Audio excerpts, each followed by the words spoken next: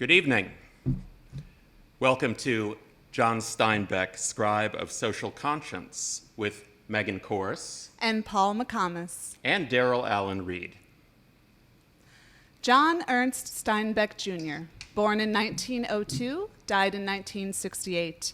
He was born and raised in Salinas, California. His father was the Monterey County treasurer, his mother a school teacher who passed along to young John her love of reading and writing. John attended Stanford University for 5 years, but left in 1925 without a degree. He threw himself into his writing with the financial support of his father. Something to think about, you parents of creatives. Sometimes it works out to let your kid follow their dreams. While honing his craft, young John also worked off and on at ranches, stables, fish hatcheries, and canning plants. His first novel, Cup of Gold, was published in 1927 when Steinbeck was just 25. Over the next 3.5 decades, 30 more books would follow, nearly a book a year. He won the Pulitzer Prize in 1940 for 39's The Grapes of Wrath, and he won the Nobel Prize in Literature in 1962, the year in which his Travels with Charlie in Search of America was published. When Steinbeck accepted the Nobel, he cited Ernest Hemingway and William Faulkner as the two colleagues whose work he most admired. It makes sense. They were really the big three in American literature during that middle 1/3 of the 20th century, that core of the century, roughly speaking, from the Great Depression on one end to the civil rights era of the mid-60s on the other. Arguably, Hemingway and Faulkner were chiefly prose stylists. Hemingway, concise, economical, bare-bones, minimalistic prose, and Faulkner, the other direction, florid, ambitious, experimental, and frankly, quite showy at times, while Steinbeck's usually unshowy style was chameleonic, adjusting to accommodate his material. He put the content first. He didn't want to distract from it because he was less concerned with style than what I call the 3 C's: characterization, content, and chronicling. My own motto as a fiction writer is reader-friendly fiction, smart with heart.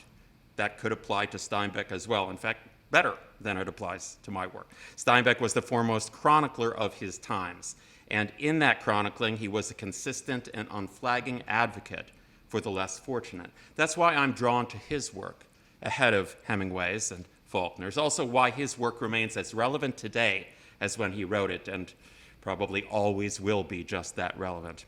Now we're going to start with his first great work, arguably the great American short novel of Mice and Men, published in 1937. The title comes from a line from the Scottish poet Robert Burns, his 1785 poem To a Mouse on Turning Her Up in Her Nest with the Plow. I'll give you the line from which the title comes, first in the original Scottish, in honor of the McComas clan, and then in English. The best laid schemes of mice and men gang after gley, and leave us not but grief and pain for promised joy. The best laid schemes of mice and men often go awry and leave us nothing but grief and pain instead of the promised joy, the joy we've been promised. Set on a California ranch, Of Mice and Men is a Depression-era story of loneliness and friendship, of persecution and self-sacrifice, and it is a story of dreams and harsh realities. Mostly, I think it is a story about loneliness and the attempt to fill the void. Loneliness for multiple characters at the same time. Candy, the only old person, the declining man, and disabled to boot, missing one hand, working on a ranch otherwise staffed by young, strong, vital people. Curly's wife, the only woman on a ranch of men, married to the ranch owner's son. She's not even given a name in the book. That's not a slap at Steinbeck. He was far from a sexist. I think he was a proto-feminist. But he knew it would be appropriate because she has no agency, no identity, no life of her own. And Crooks, the ranch's only African-American worker, from whom we will be hearing in person shortly. The nearest town is Soledad, Spanish for solitude, and it houses a penitentiary. Well, each of these characters is imprisoned by solitude, imprisoned by loneliness. Perhaps the other Paul MCC, Paul McCartney, was channeling Steinbeck when he wrote, "All the lonely people, where do they all belong?" In sharp contrast to these lonely characters is a remarkable friendship. Lenny, mentally retarded, sweet, a well-meaning giant of a man whose great strength sometimes gets him into trouble. He's utterly trusting of his friend George, who is kind and savvy and dedicated to caretaking his childlike friend. We're going to perform the book's final scene, which I'll now set up. The night before, they arrive at the ranch where they hope to work. They camp and cook out in the woods, and George gives Lenny an order. If Lenny gets into serious trouble, he's to leave the ranch, flee to the woods, and return to this very campfire spot, and George will meet him here. After they've been working at the ranch for 1 week, serious trouble does in fact occur. Lenny accidentally kills Curly's wife. He finds his way back to the campsite, George close behind. At George's heels is a mob of ranch hands led by Curly, intent on tracking Lenny down and lynching him. Suddenly, Lenny appeared out of the brush as silently as a creeping bear moves, and came quietly to the pool's edge. He knelt down and drank, barely touching his lips to the water. When a little bird skittered over the dry leaves behind him, Lenny's head jerked up, and he strained toward the sound with eyes and ears until he saw the bird, and then he dropped his head and drank again. When he was finished, he sat down on the bank with his side to the pool so that he could watch the trail's entrance. He embraced his knees and laid his chin down on top of them. The light climbed out of the valley, and as it went, the tops of the mountains seemed to blaze with increasing brightness. Lenny said softly, I didn't forget. You bet. Hide in the brush and wait for George. But George, he gonna give me hell. George is gonna wish that he was alone and not have me bothering him. I could go right off in them hills, though, and find a cave. I won't never have no ketchup no more, but I won't care. If George don't want me, I'll go away. I'll go away. George came quietly out of the brush and said, "What the hell you moaning about, Lenny?" Oh, George, I thought you was gonna leave me. You ain't gonna leave me, are you, George? No, I'm not. I knowed it, 'cause you ain't that kind. George? Yeah. I done another bad thing. It don't make no difference. Only the topmost ridges were in the sun now. The shadow in the valley was blue and soft. From the distance came the sound of men shouting to one another, the approaching mob. George turned his head and listened to the shouts. George? Yeah. Ain't you gonna give me hell? Give you hell? Sure, like you always done before. If I didn't have you, I'd just take my $50. Jesus Christ, Lenny, you can't remember nothing that happens, but you remember every word I say. What, ain't you gonna say it? If I was alone, I could live so easy. I could get a job and not have no mess. Yeah, go on. And when the end of the month come... And when the end of the month come, I could take my $50 and go to a cat house or... Go on, George. Ain't you gonna give me no more hell? No. Well, I could go away. Yeah, I go right off in them hills and find a cave if you don't want me. No, I want you to stay with me here. Well, then, you tell me like you done before. Tell you what. About them other guys and about us. Guys like us got no family. They make a little stake and then they blow it. They ain't got nobody in the world that gives a hoot in hell about them. Yeah, but not us. Now, tell about us now, George. But not us. Because I got you. And I got you. Yeah, we got each other, that's what. The little evening breeze blew over the clearing, and the leaves rustled, and the wind waves flowed up the green pool. And the shouts of men sounded again, this time much closer than before. Take Take off your hat, Lenny. The air feels fine. Okay. Lenny dutifully laid his hat on the ground in front of him. The shadow in the valley was bluer now, and the evening came on fast. On the wind, the sound of crashing in the brush came to them. George, tell how it's gonna be.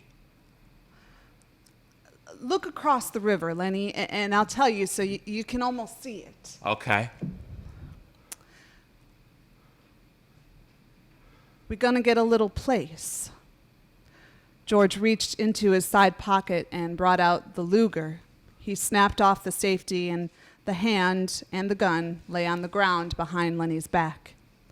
He looked at the back of Lenny's head, at the place where the spine and skull were joined. A man's voice called from up the river, and another man answered. Go on.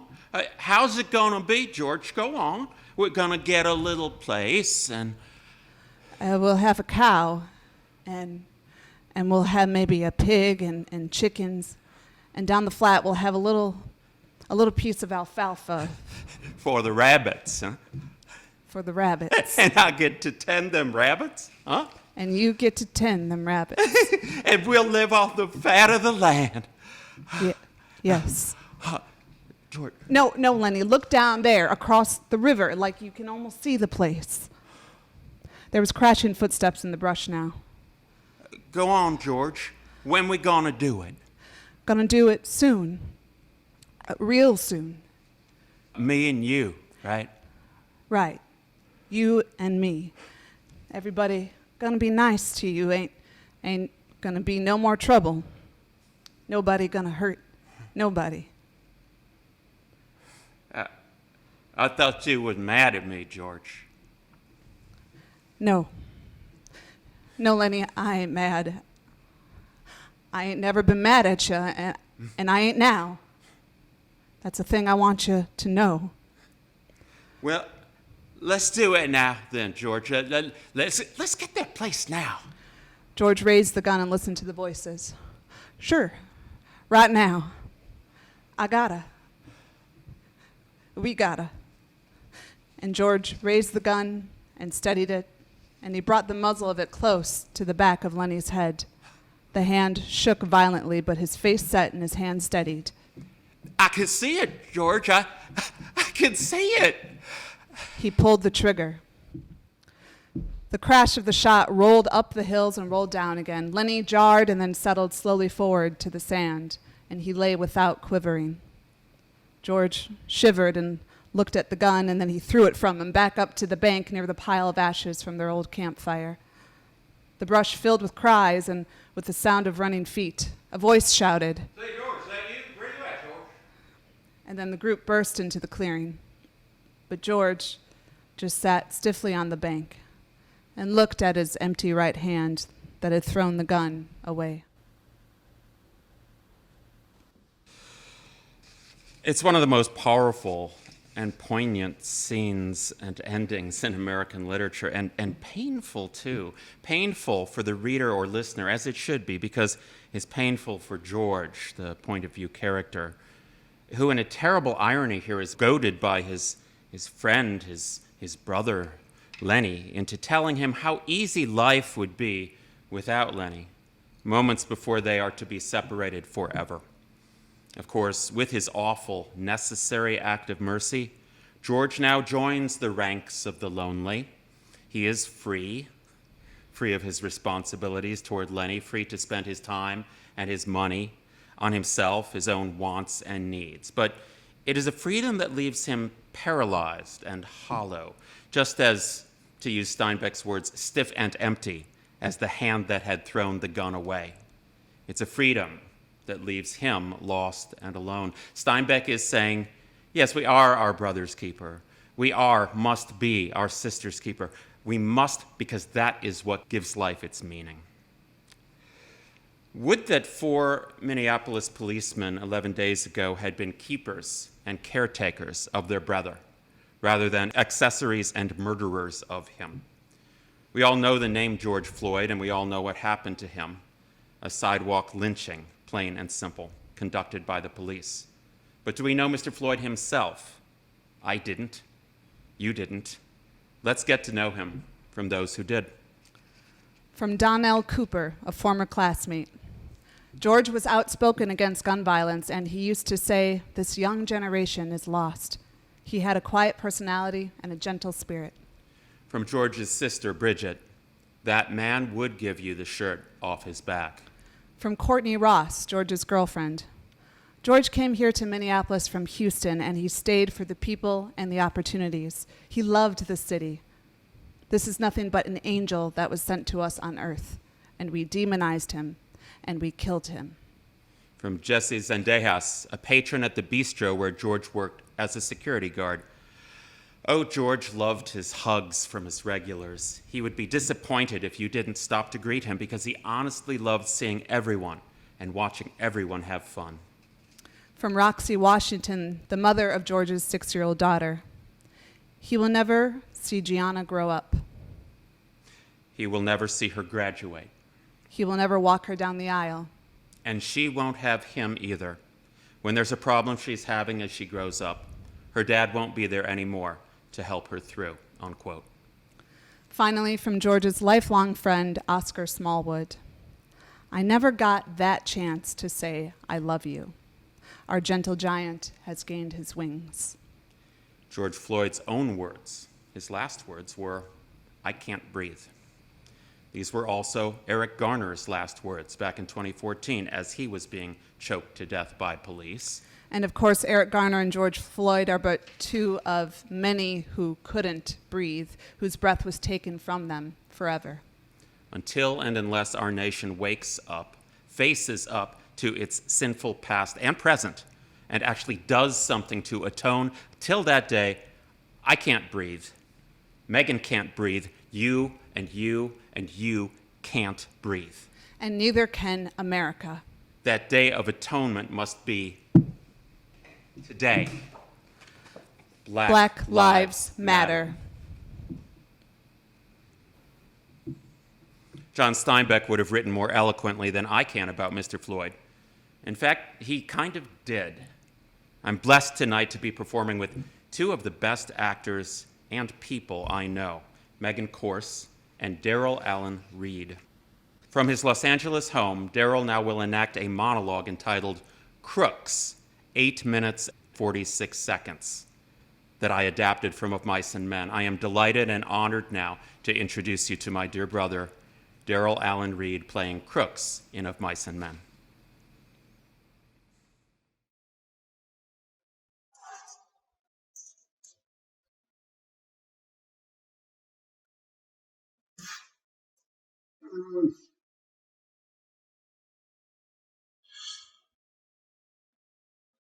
Who's that? What you doing in here? You ain't got no right to be in here. This is my room. Ain't nobody got a right to be in here but me. I ain't wanted in the bunkhouse. You ain't wanted in here. You all play cards in the bunkhouse and I can't play? Why? Because I'm black. They say I stink. Well, all of you stink to me. Stable buck.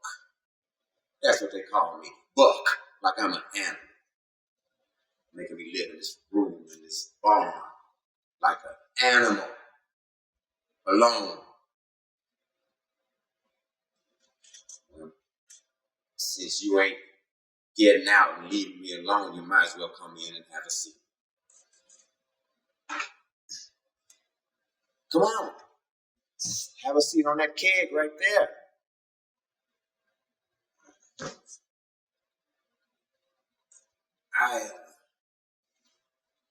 I ain't no southern nigga. I was born right here in California.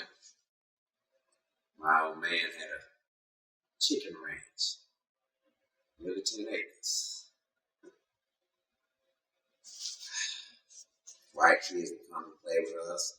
Sometimes I go play with them. Some of them was pretty nice. My old man didn't like that. I never knew till long later why. But I know now. There wasn't another colored family for miles around. And now there ain't another black man on this range. And there's just the one colored family in all of Soledad. So if I say something, why, it's just a nigger saying it.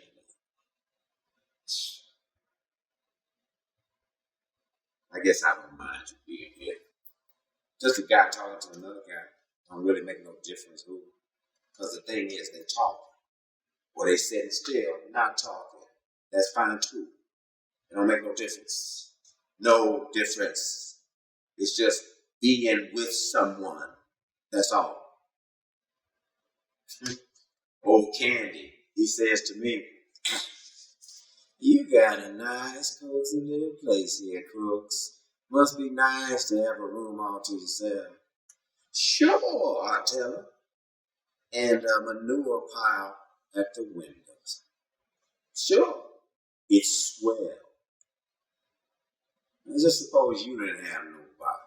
Suppose you couldn't go into the bunkhouse and play running because you was black. How would you like that? Suppose you had to sit out here and read books. I'm sure you could play horseshoes with them. That is, till it got dark. Then you got to go off by yourself and read books. Books ain't good. A guy needs somebody to be near him. A guy goes nuts if he ain't got nobody. Don't make no difference who it is, as long as he's with you. I tell you, a guy gets too lonely, he gets sick. Reading, sometimes just thinking. And he got nobody to tell him what's so and what ain't so. Now maybe if he sees something, he don't know whether it's right or not. Can't turn to some other guy and ask him if he sees it too.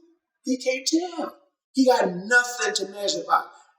I see things out here, and I wasn't drunk. I don't know if I was asleep. Now, if someone was with me, he could tell me I was asleep, and then it would be all right. But I just don't know. Of course, there's worse things than being alone.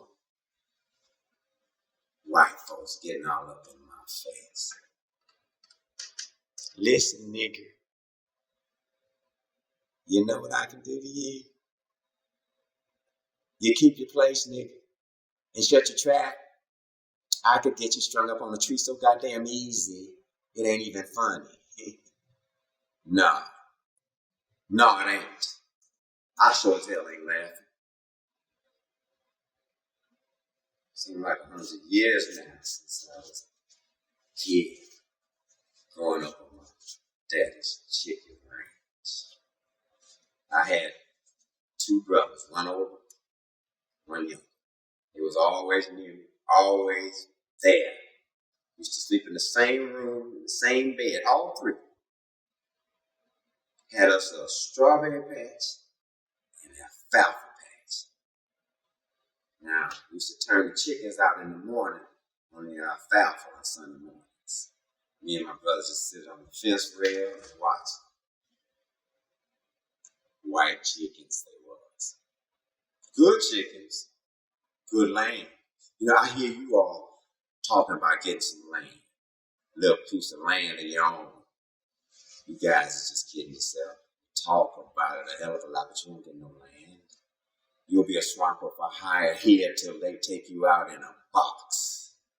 Jesus, I've seen hundreds of men come by on the road and on the ranches with their dimples on their back and the same damn thing in their head. Hundreds of them. They come here, then they quit, and then they move on. Every damn one of them's got a little piece of land in his head, and never a damn one of them gets it. Just like heaven. Everybody wants a piece of land. Yeah, I read plenty of books out here. Nobody ever gets to heaven, and nobody gets no land. They blow it on blackjack. They blow it in the whorehouses. And that's where the money goes, and it sure as hell ain't coming back. It's gone for good. Seen too many guys with land in their head, but they never get no land under their head. Nope. Never seen a guy really up and do it. But if you guys now, if you got to pull it off somehow, and if you would want someone to work for nothing, just to keep hoeing and Odd jobs, well, I kind of lend a hand. I ain't so crippled I can't still work like a son of a bitch.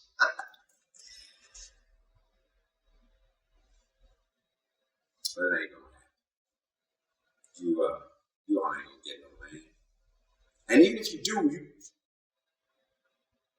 you ain't gonna.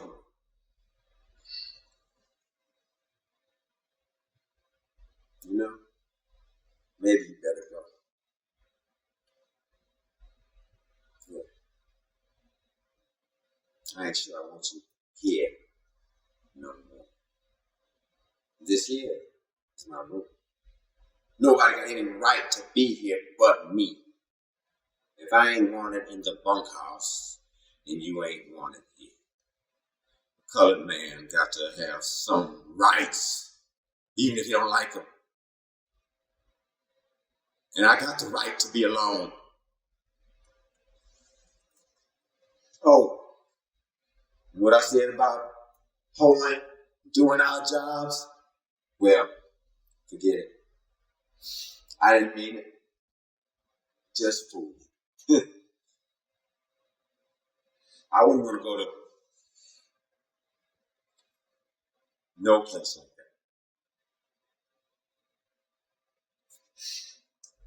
So,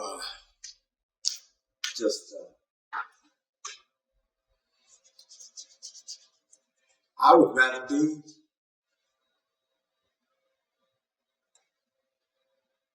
alone. I could stand here and analyze that knockout performance we've just witnessed from Daryl Allen Reed. I could talk about how well Daryl conveys, among other things, Crooks's fear that he is losing his mind from loneliness, that the segregation to which he is subject is literally driving him crazy, and so forth. But in this case, let's allow Crooks and Daryl and Steinbeck to speak for themselves. Suffice it to say only that without any manipulation on our end or conscious intent on Daryl's, that video timed out at, yes, exactly 8 minutes and 46 seconds, the length of time during which George Floyd lay helpless with the policeman's knee pressed into his throat, the length of time it took for George to be lynched.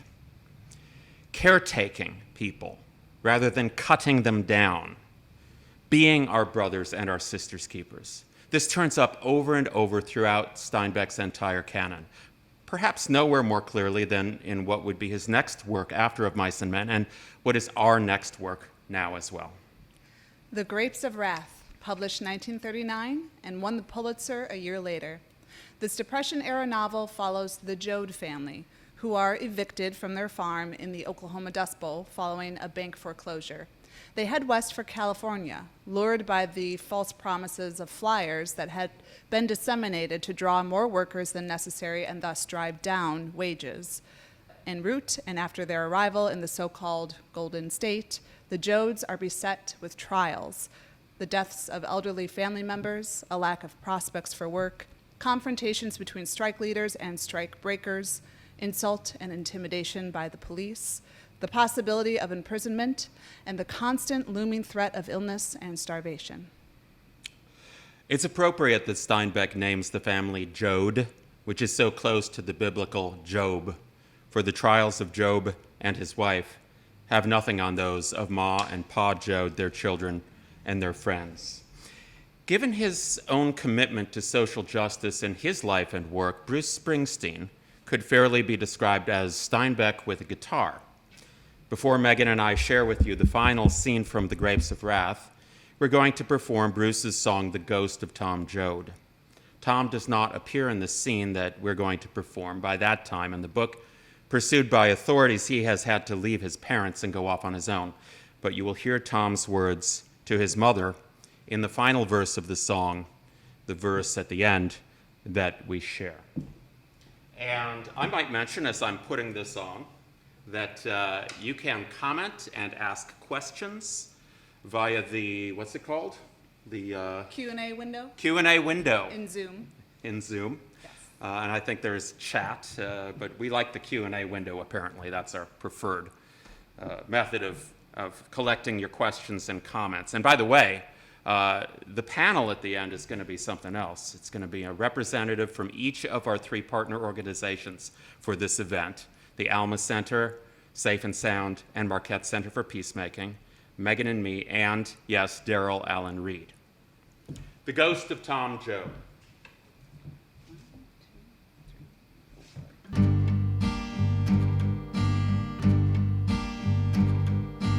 Man walking down the railroad track, going someplace, ain't no going back. Highway patrol coming over the ridge, soup on a campfire under the bridge, shelter line stretching round the corner. Welcome to the New World Order. Families sleeping in their cars out west. No home, no job, no peace, no rest. The highway is alive tonight, but nobody knows where it goes. I'm sitting here in the campfire light, searching for the ghost of old Tom Joad. Pulls a prayer book out of his sleeping bag.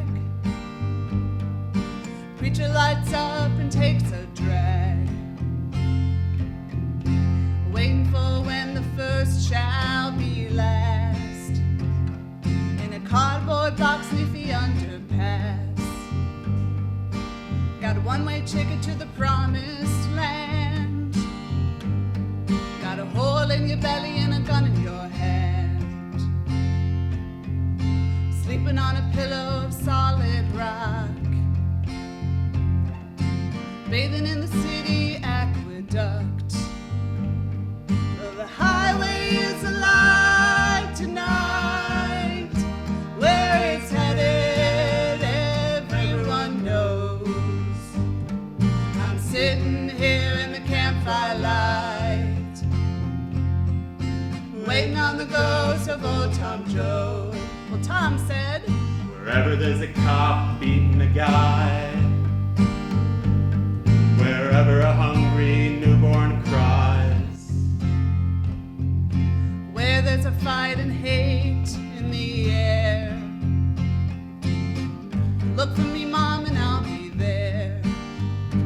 where someone's fighting for a place to stand, decent wage or a helping hand, Wherever someone's struggling to be free, look in their eyes, Mom, and you'll see me. Well, the highway is alive tonight, and we all know where it goes.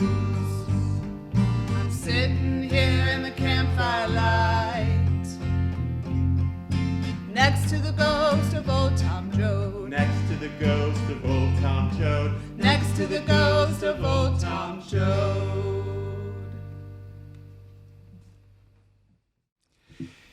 In the novel's final act, the Joad family is living inside an abandoned boxcar when massive flooding forces them to take refuge on the boxcar roof.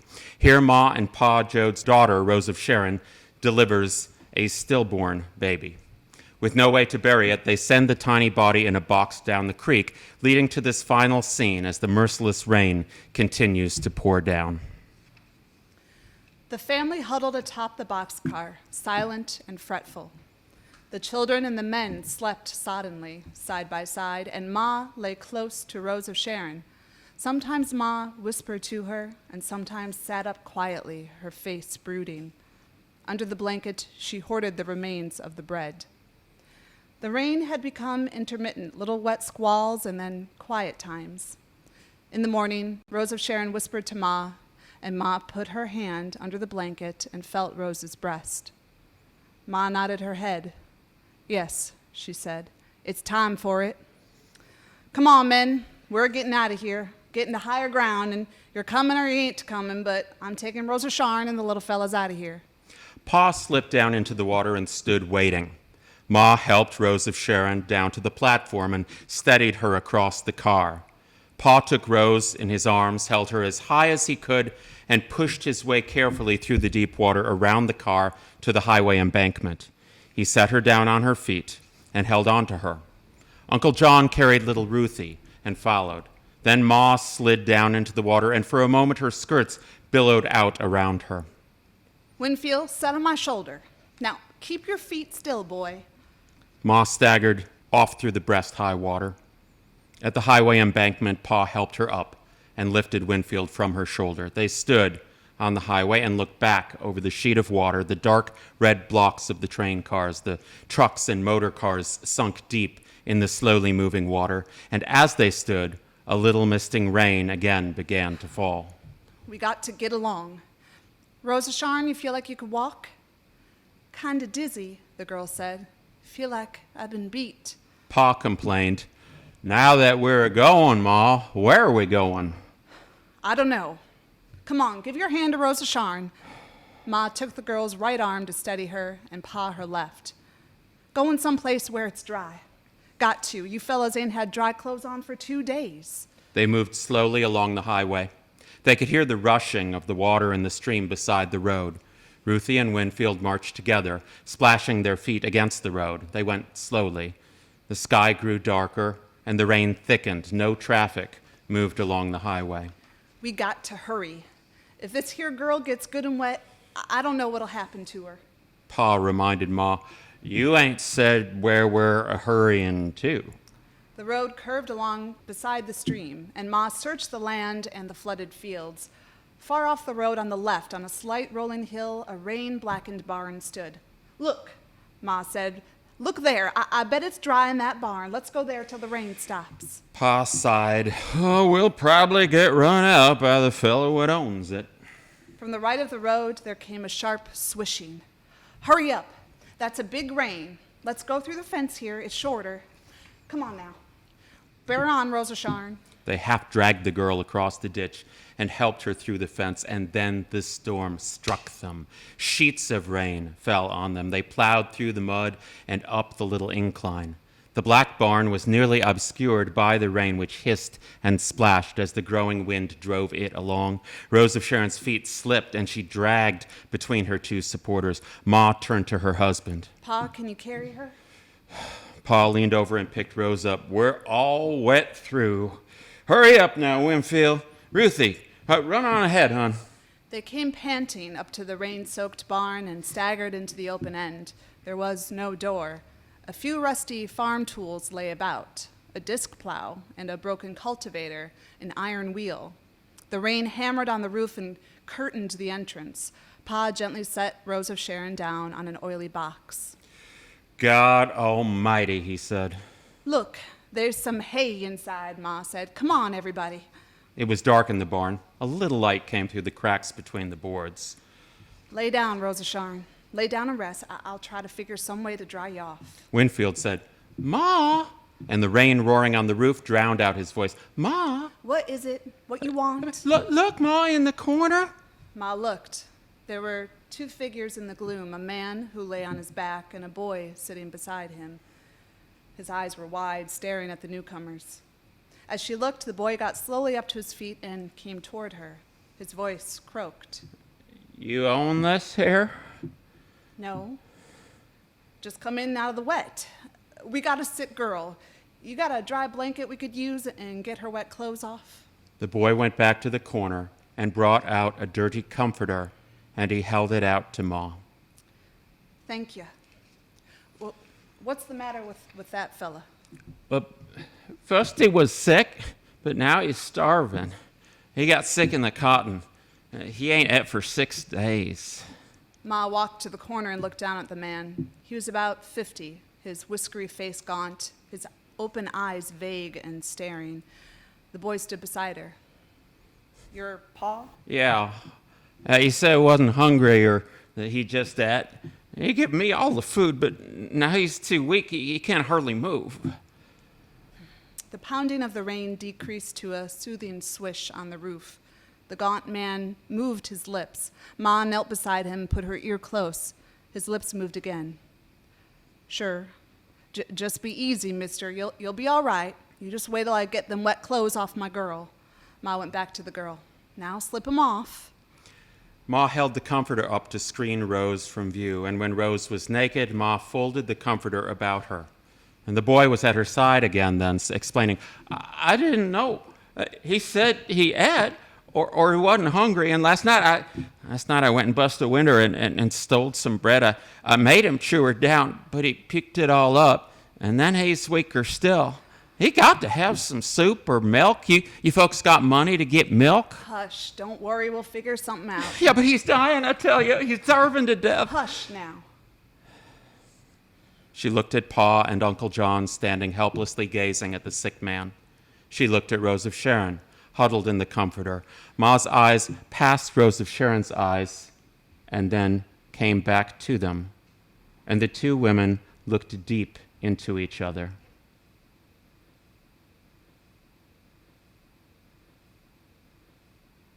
The girl's breath came short and gasping as she said, Yes. Ma smiled. I knowed you would. I knowed. She looked down at her hands tight locked in her lap. Rose of Sharon whispered, Will you all please go out? The rain whisked lightly on the roof. Ma leaned forward and with her palm she brushed the tousled hair back from her daughter's forehead, and she kissed her there.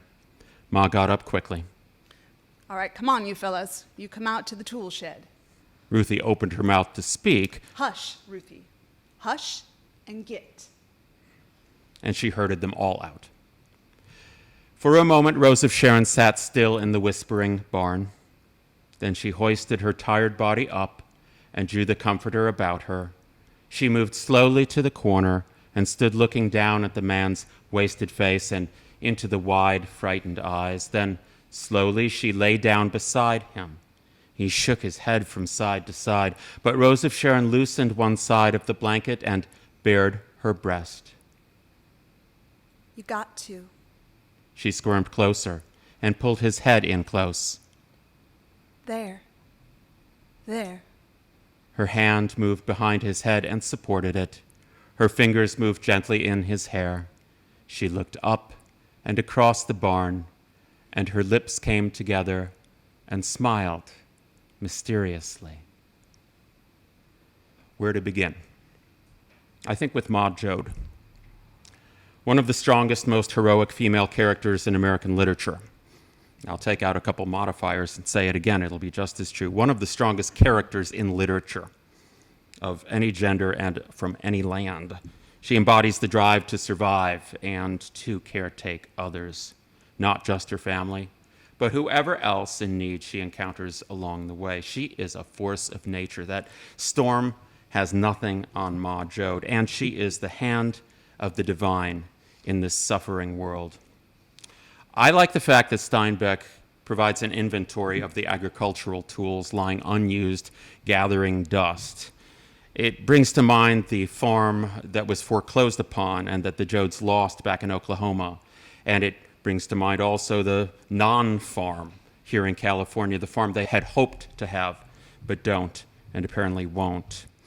As for the title, well, grapes traditionally are a symbol of plenty and also of transformation and renewal through venting.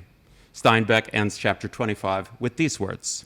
In the souls of the people, the grapes of wrath are filling and growing heavy for the vintage. The migrants in California feel a growing fury at their low standard of living. They long for the chance to earn a decent wage, provide for their children, and be treated like human beings. Through collective action, Steinbeck proposes the bitter grapes of the people's wrath will be transformed into sweet wine of justice and plenty. Collective action. It's not a political term.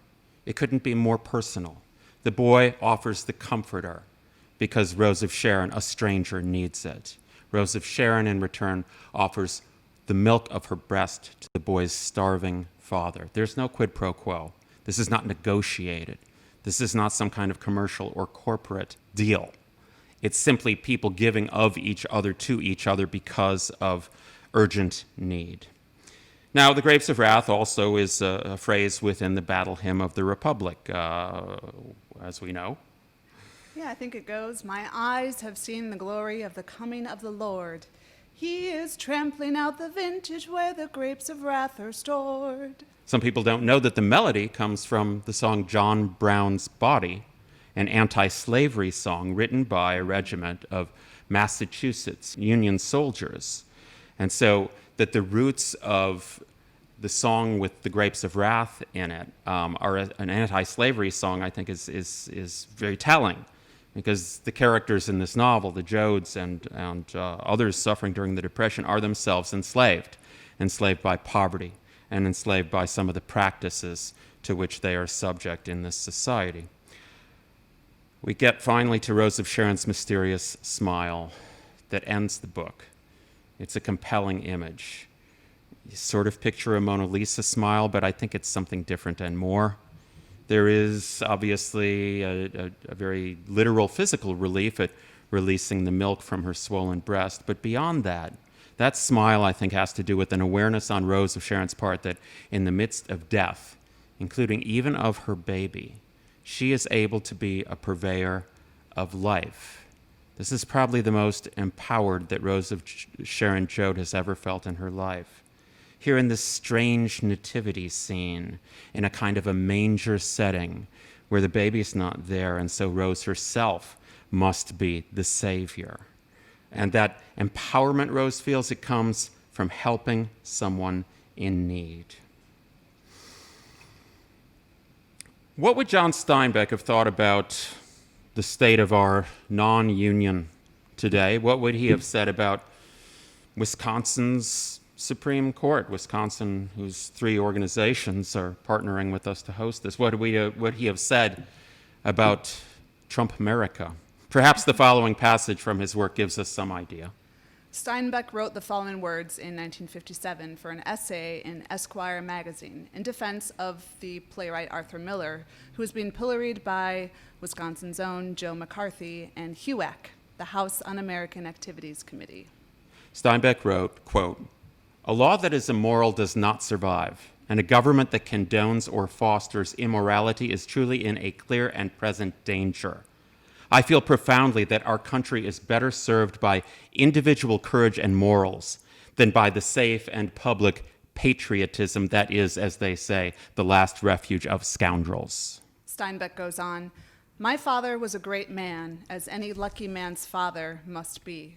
He taught me rules I do not think are abrogated by our nervous and hysterical times. He taught me glory to God, honor to my family, loyalty to my friends, respect for the law, love of country, and instant and open revolt against tyranny, whether it comes from the bully in the schoolyard, the foreign dictator, or the local demagogue. And if this be treason, then gentlemen, make the most of it," unquote. Cannery Row is a semi-comedic 1945 novel in vignettes that chronicles a quirky blue-collar neighborhood in Monterey. The colorful and even oddball denizens of Cannery Row manage, despite their eccentricities, to coexist and even support one another, for the most part with good humor.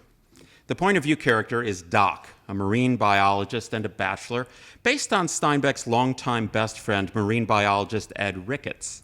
Doc, though himself a bit eccentric, is viewed by all around him as the most stable, regular guy in town, respected and confided in by his neighbors, whom we meet in turn through Doc. Megan and I will introduce you to one of the odder oddball neighbors, Henri the Painter, from Cannery Row. Henri the Painter was not French, and his name was not Henri. Also, he was not really a painter. Henri had so steeped himself in stories of the left bank in Paris that he lived there, although he had never been there. Feverishly, he followed in periodicals the Dadaist movements and schisms, the strangely feminine jealousies and religiousness, the obscurantisms of the forming and breaking schools. Regularly, he revolted against outworn techniques and materials. One season, he threw out perspective. Another year, he abandoned the color red. even as the mother of purple. Finally, Henri the painter gave up paint entirely. It is not known whether Henri was a good painter or not, for he threw himself so violently into movements that he had no time left for painting of any kind. As a boat builder, however, he was superb. Henri was a wonderful craftsman. He had lived in a tent years ago when he started his boat, and until galley and cabin were complete enough to move into. But once he was housed and dry, he had taken his time on the boat. The boat was sculpted rather than built. It was 35 feet long, and its lines were in a constant state of flux. For a while, it had a clipper bow and a fantail like a destroyer. Another time, it looked vaguely like a caravel. Since Henri had no money, it sometimes took him months to find a plank or a piece of iron or a dozen brass screws, but that was the way he wanted it, for Henri never actually wanted to finish his boat. It sat among the pine trees on a lot Henri rented for $5 a year. This paid the taxes and satisfied the owner. The boat rested in a cradle on concrete foundations. A rope ladder hung over the side, except when Henri was at home. Then he pulled up the rope ladder and only put it down when guests arrived. His little cabin had a wide padded seat that ran round three sides of the room.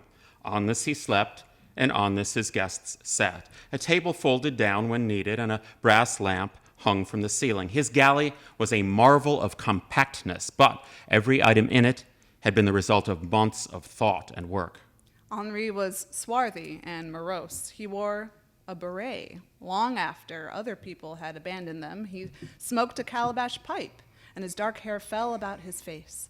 Henri had many friends whom he loosely classified as those who could feed him and those whom he had to feed. His boat had no name. Henri said he would name it when it was finished. Henri had been living in and building his boat for 10 years. During that time, he had been married twice and had promoted a number of semi-permanent liaisons, and all of these young women had left him for the same reason. The 7-foot cabin was too small for 2 people. They resented bumping their heads when they stood up, and they definitely felt the need for a toilet. Marine toilets obviously would not work in a shorebound boat, and Henri refused to compromise by installing a spurious landsman's toilet. So he and his friend of the moment had to stroll away among the pines, and one after another his loves left him. Just after a girl called Alice left him, a very curious thing happened to Henri. Each time he was left alone, he mourned formally for a while, but actually he felt a sense of relief. He could stretch out in his little cabin. He could eat what he wanted. He was glad to be free of the endless female biologic functions for a while. It had become his custom each time he was deserted to buy a gallon of wine, stretch out on the comfortably hard bunk, and get drunk.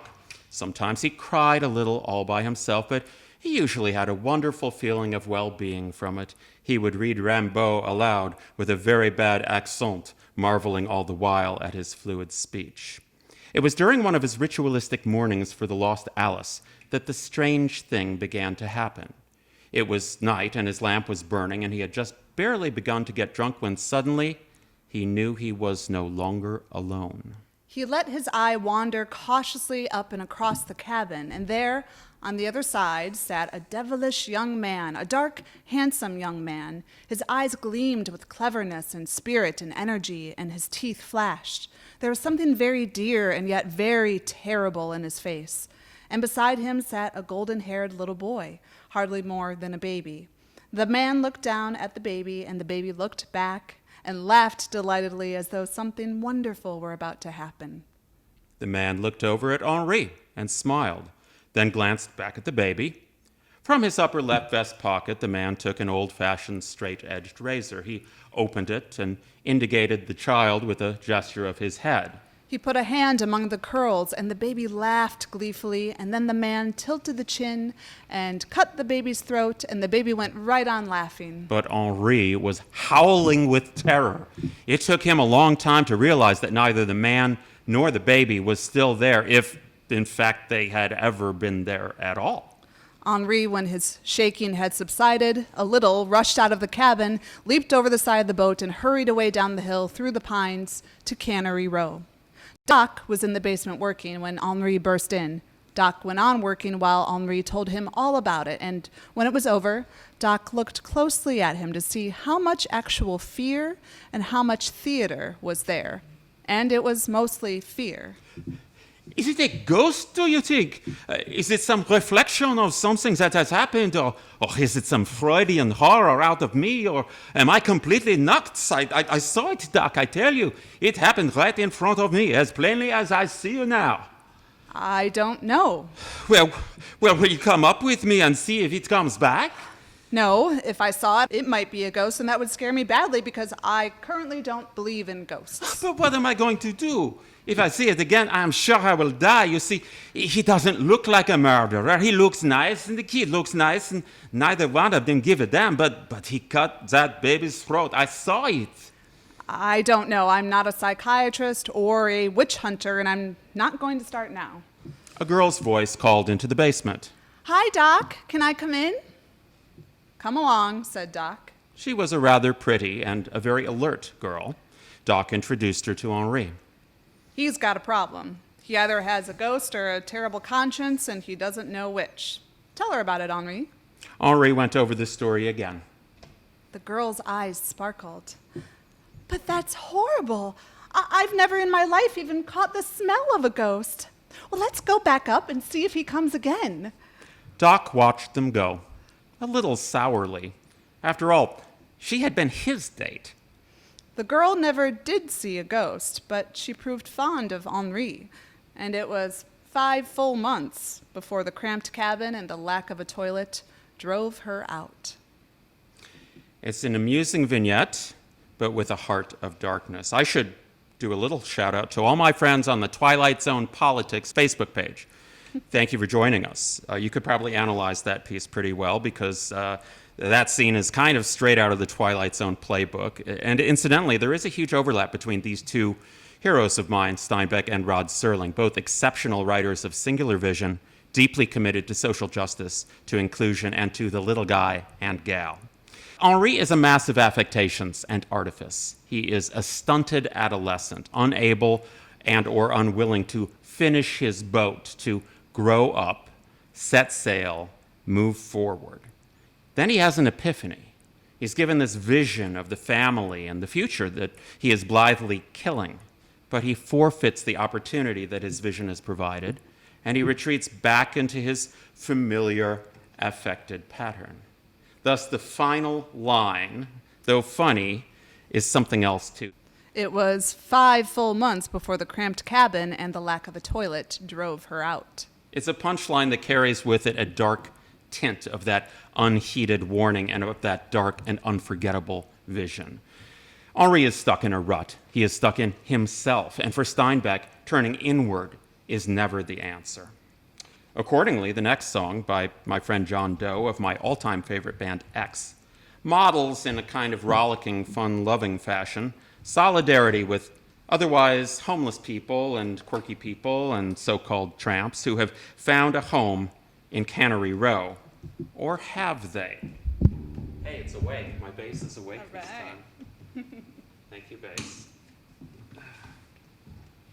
Oh, John Doe signed this bass, actually, didn't he? Yes. He instructed me to roll and rock. So shall we? Let's do it. Okay. Oh, I need a harmonica for this Hey. one.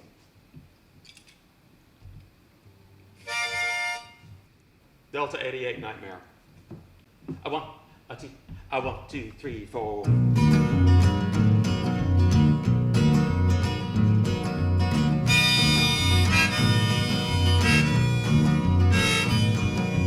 I'm gonna go to Cannery Row. Yeah, we're gonna go to Cannery Row. We're gonna flop at no motel. We're gonna get as drunk as hell. We're gonna go find Mac and Doc, Frankie, Dora, that whole flock.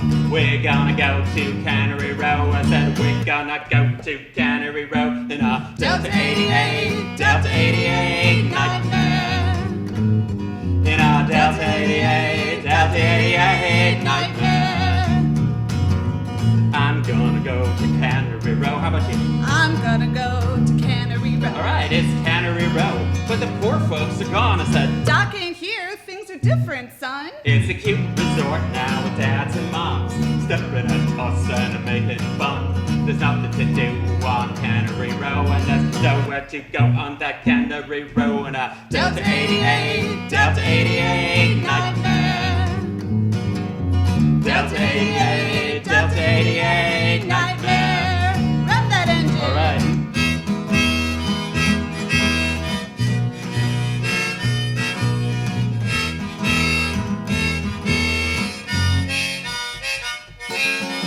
Nothing to do now on Cannery Row, and there's nowhere to go now on Cannery Row. It's just a cute resort with dads and moms saying, I told you, Doc ain't here, things are different, son. but down the alley there's a doorway sign, dancing pages that they can't find. The book's still true. Hey, look, Steinbeck, our pals are back. Hooray! In a Delta 88, Delta 88 nightmare. In a Delta 88, Delta 88 nightmare. One more time. In a Delta 88, Delta 88 nightmare. Ready? All right.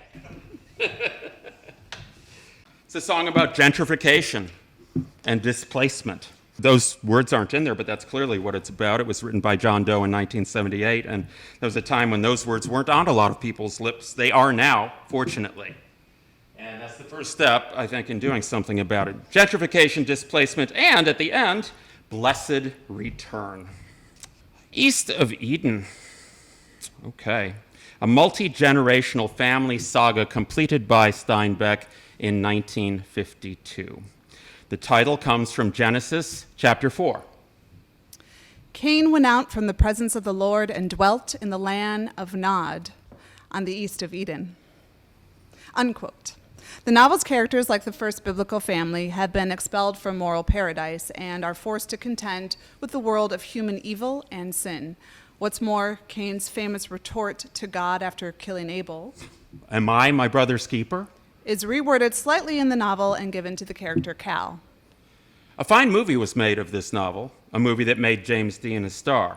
And long as the movie was, it focused exclusively on the latter part of the book. We're going to compensate for that here by sharing with you from East of Eden, chapter 2.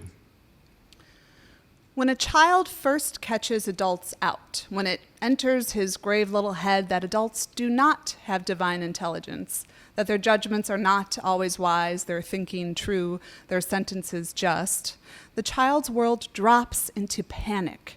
The gods are fallen and all safety gone. And there is one sure thing about the fall of gods. They do not fall a little. They crash and shatter or sink deeply into green muck. It is a tedious job to build them back up.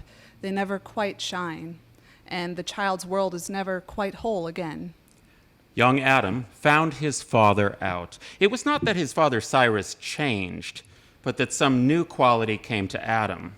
Now, he had always hated discipline, as every normal animal does, but it was just and true and as inevitable as measles, not to be denied or cursed, only to be hated. And then, and this was very fast, almost a click in the brain, then Adam knew that for him at least, his father's methods had no reference to anything in the world but his father. Cyrus's techniques and training were designed not for the boys, Adam and his younger half-brother Charles, but only to make Cyrus seem a great man. And that same click in the brain told Adam that, no, his father was not a great man, that he was, in fact, merely a very strong-willed and concentrated little one-legged man wearing a huge Busby hat. Now, who knows what causes this? A look in the eye, a lie found out, a moment of hesitation. Then God comes crashing down in a child's brain. Young Adam was always an obedient child. Something in him shrank from violence, from contention, from the silent, shrieking tensions that can rip at a house. He contributed to the quiet he wished for by offering no violence, no contention, and to do this, he had to retire into secretness, since there is some violence in everyone. He covered his life with a veil vagueness, while behind his quiet eyes, a rich, full life went on. This did not protect him from assault, but it allowed him a partial immunity. His half-brother Charles, just over a year younger, grew up with their father's assertiveness. Charles was a natural athlete with instinctive timing and coordination and the competitor's will to win over others, which makes for success in this world. Young Charles won all contests with the older Adam, whether they involved skill or strength or quick intelligence, and he won them so easily that quite early on, Charles lost interest and had to find his competition among other, even older children. Thus it came about that a kind of affection grew between the two boys, but it was more like an association between brother and sister than between brothers. Charles fought any boy who challenged or slurred Adam, and he usually won. He protected Adam from their father's harshness, with lies and even with blame-taking. Charles felt for his older brother as one feels for helpless things, for new babies and blind puppies. Adam looked out of his covered brain, out of the long tunnels of his eyes at the people of his world. His father was a one-legged natural force, at first installed to make little boys feel littler and stupid boys aware of their stupidity. And then, after God had crashed, Adam saw Cyrus as the policeman laid on by birth, the officer who might be circumvented or fooled, but never challenged. And Adam saw his half-brother Charles as a bright being of another species, gifted with muscle and bone, speed and alertness, quite on a different plane, to be admired as one admires the sleek, lazy danger of a leopard, not by any chance to be compared with oneself.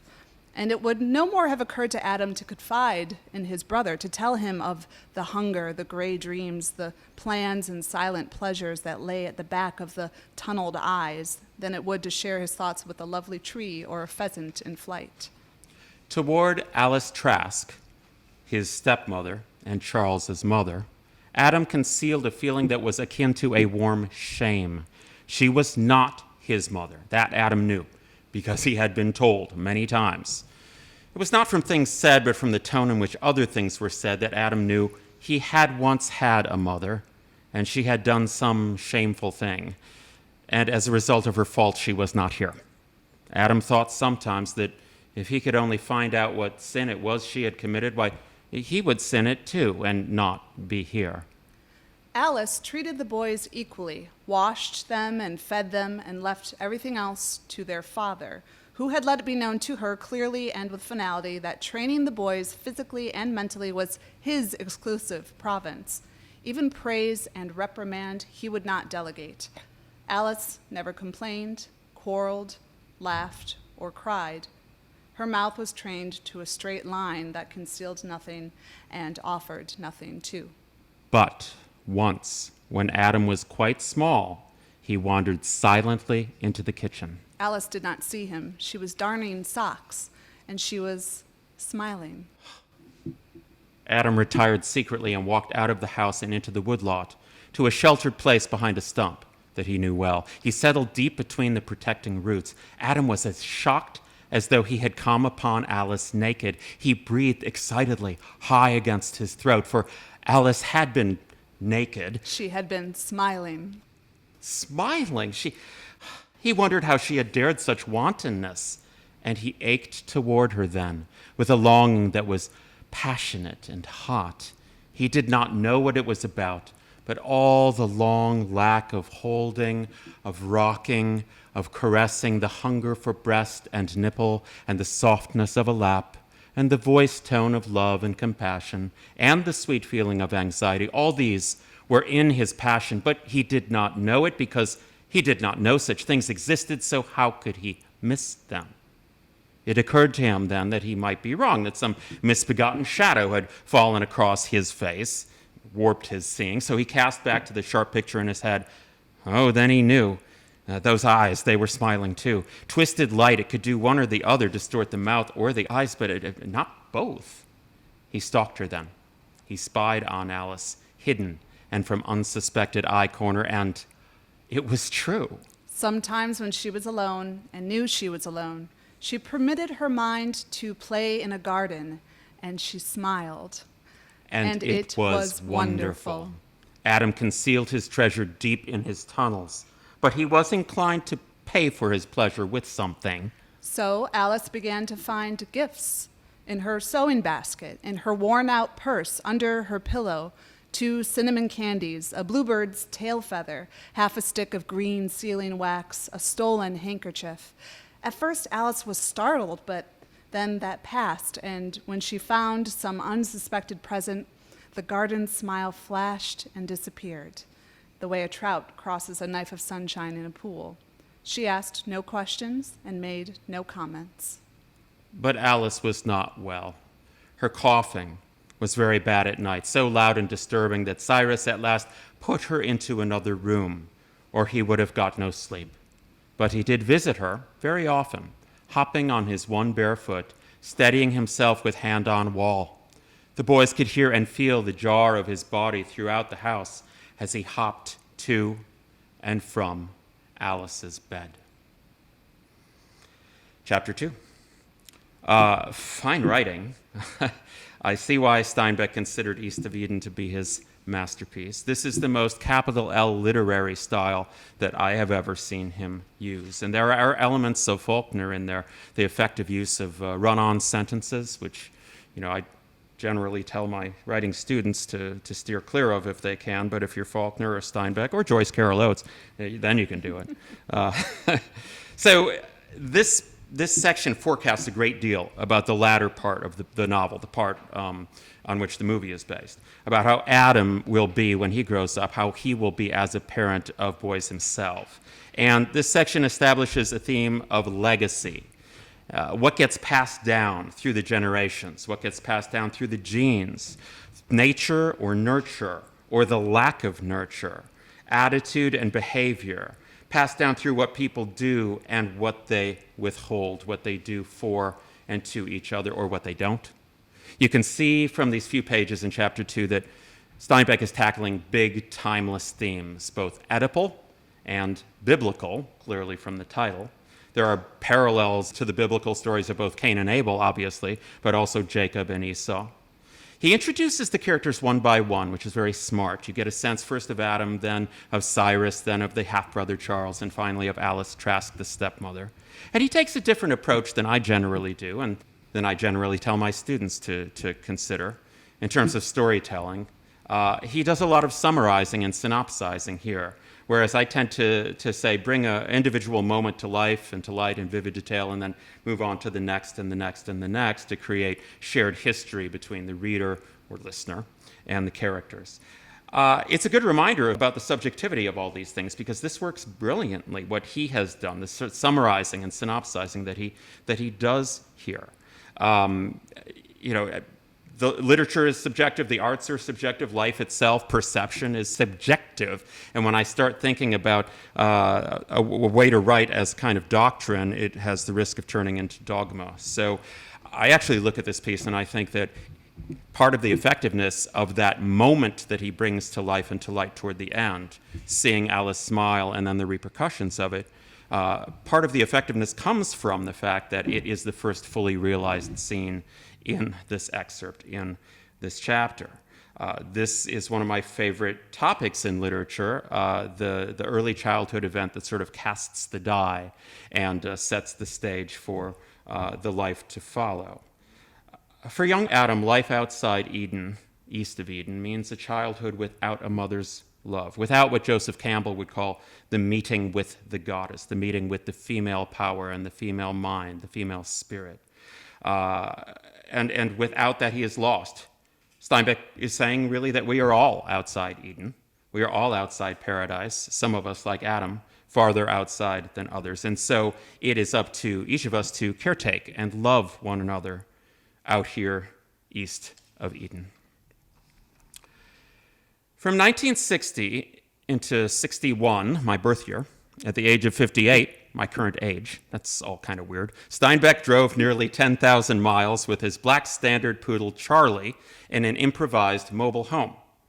The duo traveled around the periphery of the continental U.S., from the East Coast, where they lived at the time, up to the Northeast, and then across the northern plains to the Northwest, Pacific Northwest, down the western coast, his beloved California, to the Southwest, down across the Southwest to the deep South, and then headed north and back home, circled counterclockwise, which is appropriate because by the time they reached the Deep South, it was as if Steinbeck and Charlie had gone back in time, or at least had reached a region where time long had stood still. Please stick around for the talkback right after this, the finale of the show proper, taken from the Deep South section of Steinbeck's 1962 book, his road memoir, Travels with Charlie in Search of America.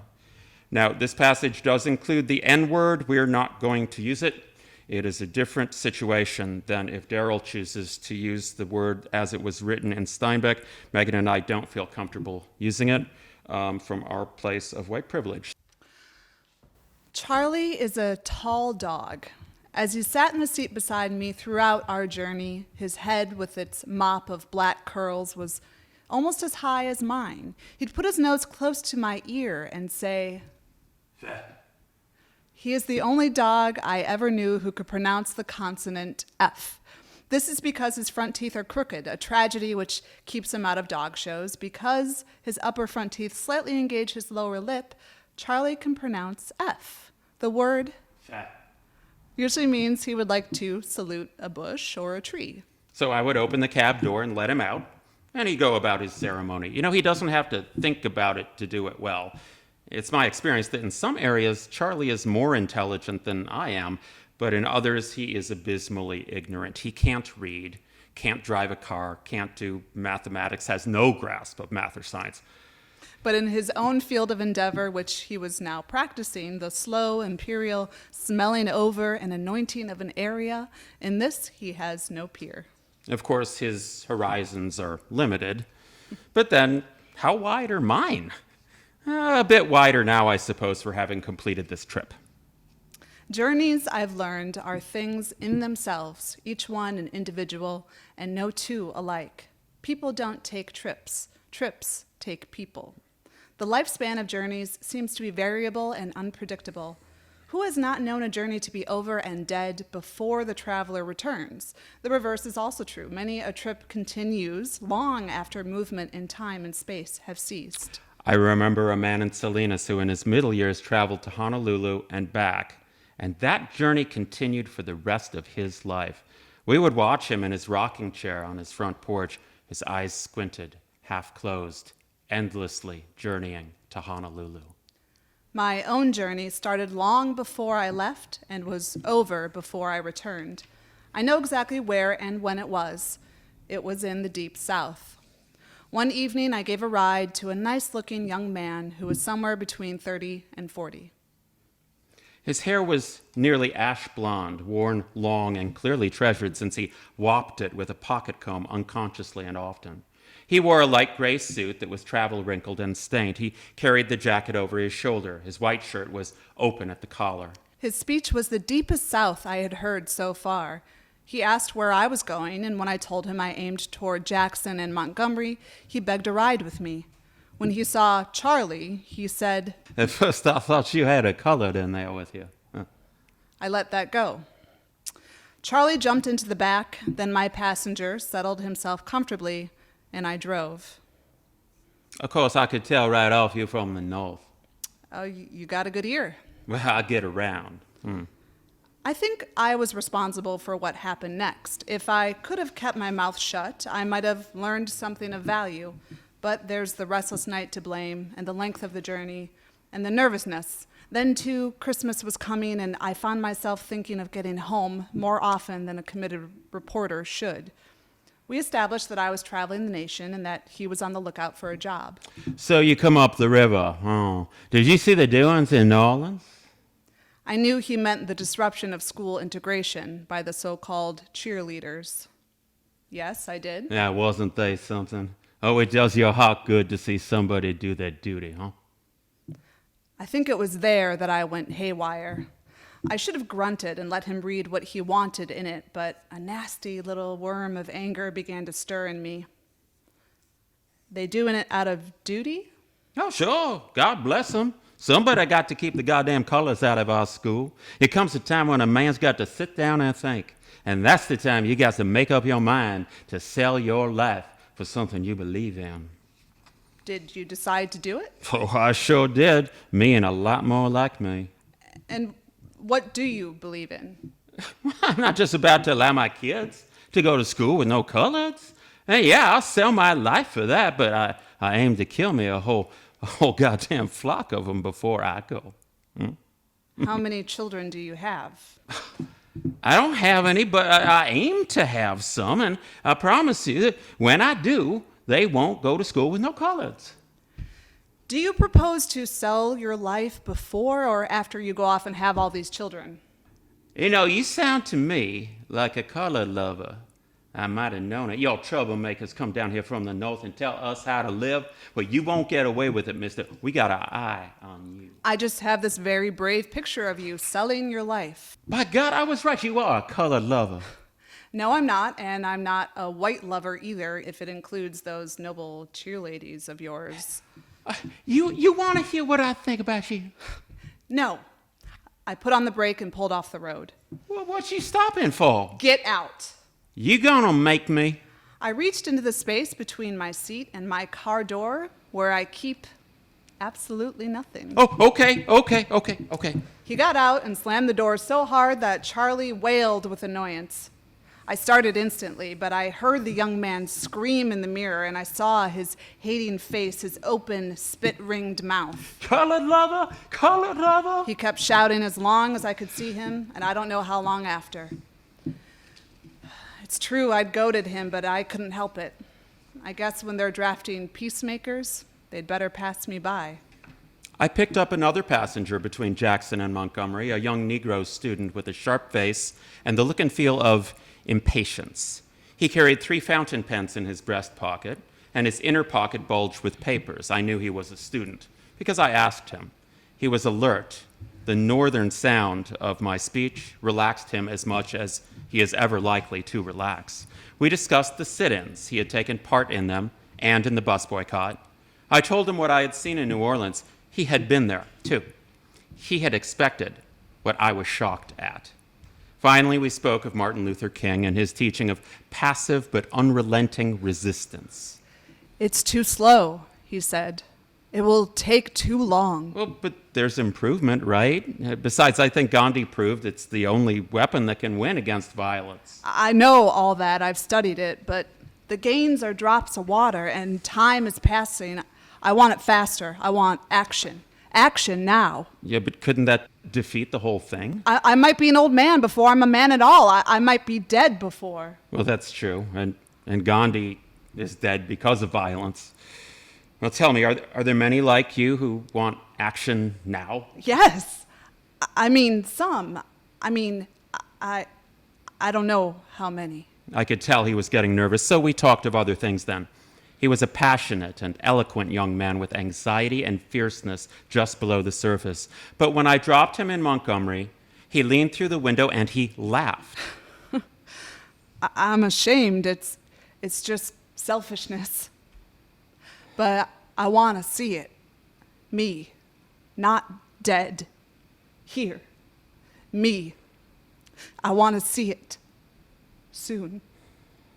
And then he swung around and wiped one eye with his hand, and he walked quickly away. With all the polls and opinion posts, with newspapers more opinion than news, so that we no longer know one from the other, I want to be very clear about one thing. I have not intended to present, nor do I think I have presented any kind of cross-section, so that a reader can say, Steinbeck thinks he has presented a true picture of the South. I don't think that. I've only told what a few people said to me and what I saw. I don't know whether they were typical or whether any conclusion can be drawn.